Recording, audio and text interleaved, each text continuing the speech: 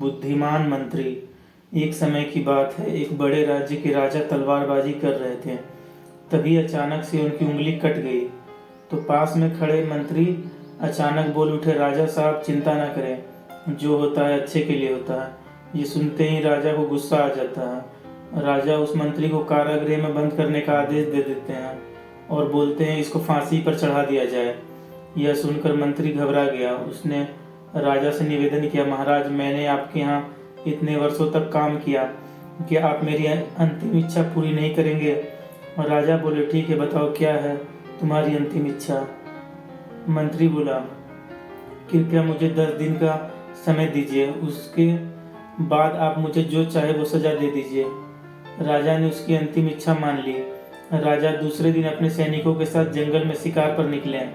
जंगल के बीच में राजा अपने सैनिकों से बिछड़ गए और रास्ता भटक गए। रास्ता ढूंढते हुए राजा वनवासियों के पास पहुंच गए, जो बलि देने के लिए किसी को ढूंढ रहे थे। वनवासियों ने राजा को पकड़ लिया और वन की देवी को बलि देने के लिए ले गए। बलि देने की सारी तैयारियां पूरी हो गई। जैसे ही राजा को बलि देने के स्थान पर ले जाया गया, वहां खड़े बुजुर्ग की नजर राजा की खंडित उंगली पे पड़ी। उसने आवाज लगाई कि यह तो खंडित है, इसकी बलि नहीं दी जा सकती। तो वनवासियों ने राजा को छोड़ दिया। राजा जैसे तैसे वहां से निकले और अपने राज्य पहुंचे।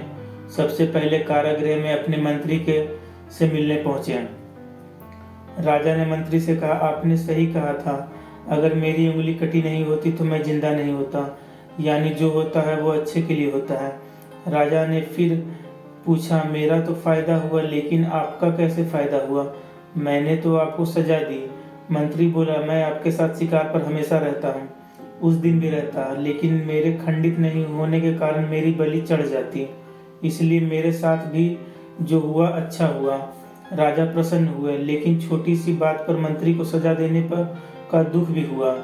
इसलिए राजा ने मंत्री को कारागृह से मुक्त करके पूरे मान सम्मान के साथ फिर से मंत्री के पद पर नियुक्त किया।